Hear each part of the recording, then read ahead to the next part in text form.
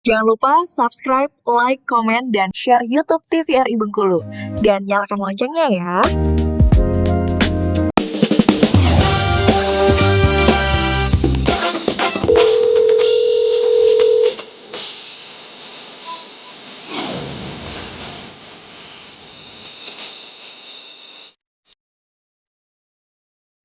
Halo pemirsa, selamat pagi. Apa kabar Anda tentunya dan salam sehat dari kita semuanya. Dan pagi hari ini kita ada di Dr. Kita TVRI Bengkulu bersama Kita Sehat. Dan untuk kesempatan hari ini kita akan membahas satu tema tentunya dengan pentingnya pemeriksaan kesehatan dan terapi pada anak berkebutuhan khusus. Bersama dengan Dr. Wenti dan juga Dr. Putri Santri tentunya ya. Oke, selamat pagi dokter. Selamat pagi. Pagi Dr. Putri, pagi Dr. Wenti. Oke, nah hari ini kita akan membahas tentang yang namanya pentingnya pemeriksaan kesehatan dan terapi pada anak yang berkebutuhan khusus ya. Yang pertama mau menyampaikan Dr. Putri atau Dr. Wenti? Putri ya. Oke, nah kalau ke Dr. Putri dulu nih, anak yang berkebutuhan khusus itu seperti apa sih dokter sebenarnya?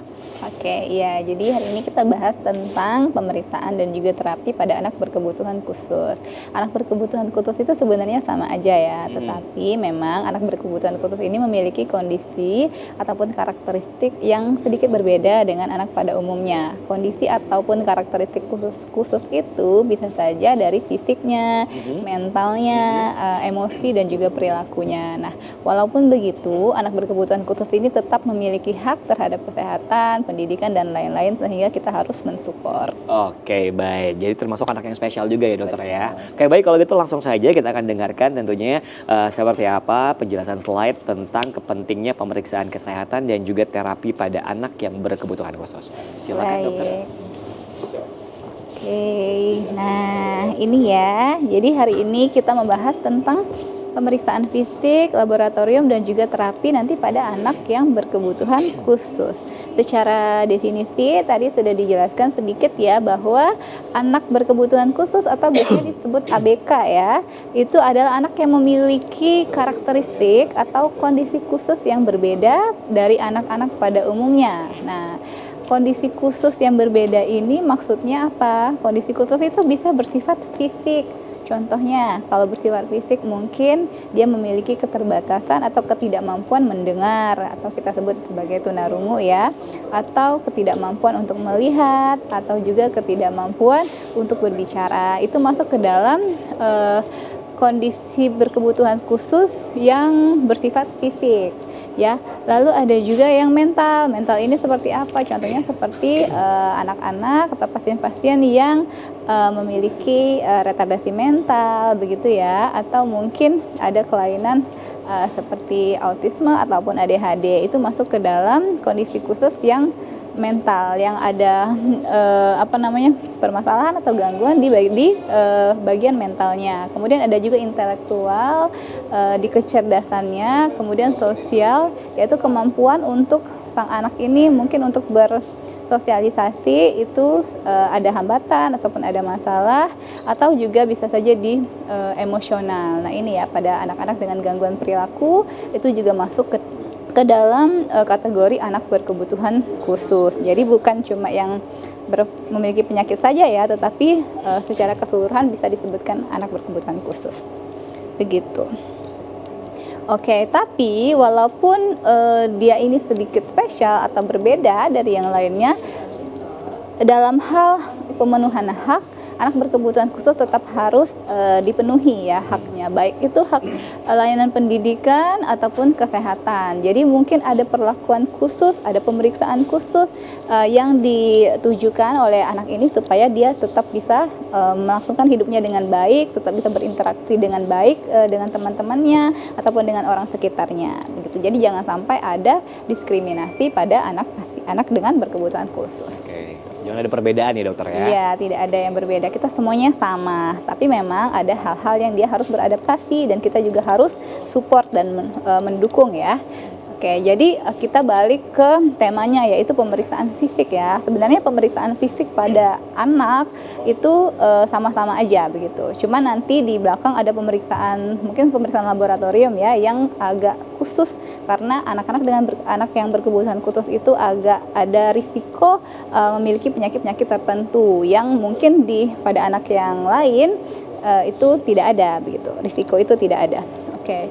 Yang pertama, deteksi pemasalah kesehatan fisik yang menyertai, contohnya seperti anemia atau gangguan tiroid dan lain-lain. Tapi sebelum ini, biasanya pemeriksaan fisik itu tetap kita mulai dari pengukuran berat badan, tinggi badan, lingkar dada, kemudian juga lingkar kepala.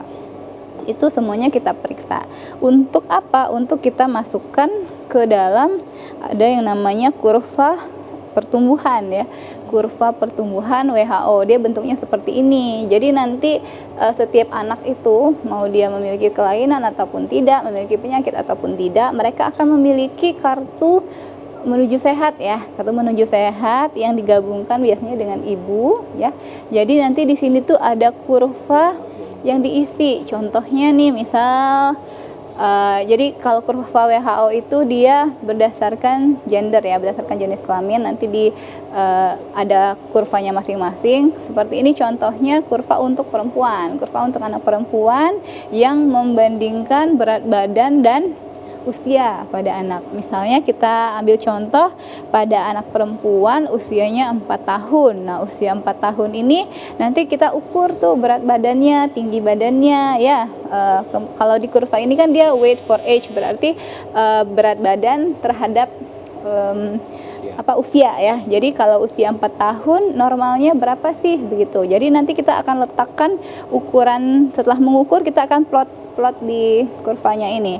Kalau misalnya dia di bawah, jadi ini ada namanya standar deviasi 1, 2, dan 3 ya.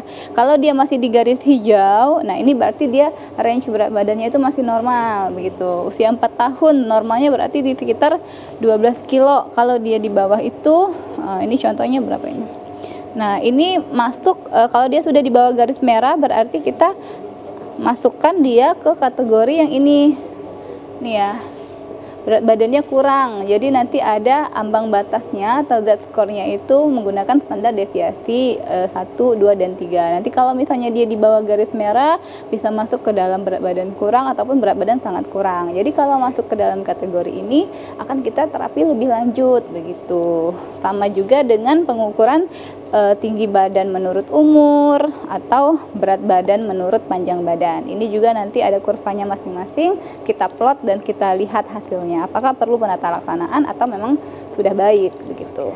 Berarti harus di bawah standar ya dokter ya? Ya harus dalam standarnya, tidak boleh di bawah yang float tadi ya? Ya, tidak boleh di bawah garis merah ini. Dia bolehnya nih di sini di garis hijau ini, atau tidak boleh melebihi nih, tidak boleh nih, dia normalnya itu dari -2 standar deviasi sampai dengan 1 standar deviasi. Ini normalnya, di range normalnya.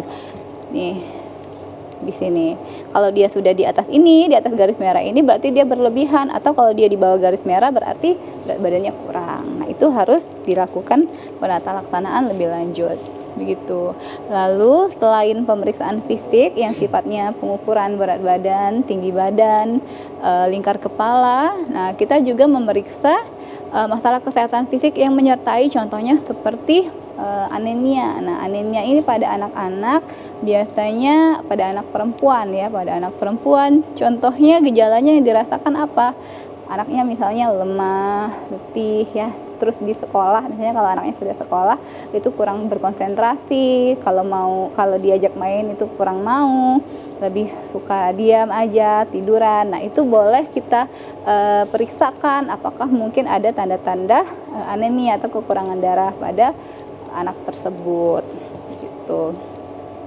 Nah, pada anemia ini sendiri pemeriksaan fisiknya seperti apa? Nanti kita akan lihat secara keseluruhan dari ujung kepala sampai dengan ujung kaki. Apakah kalau di kepala ya, apakah rambutnya mudah rontok? Apakah rambutnya mudah dicabut? Terus apakah nanti konjungtivanya kita lihat di bagian matanya apakah pucat atau enggak? Tampakan luar, kulit luarnya juga apakah pucat atau enggak, terus tangannya apakah dingin atau enggak, itu kita nilai semua. Selain itu juga kita akan lakukan pemeriksaan HB ya, otomatis untuk menilai apakah anaknya ini anemia ataupun tidak.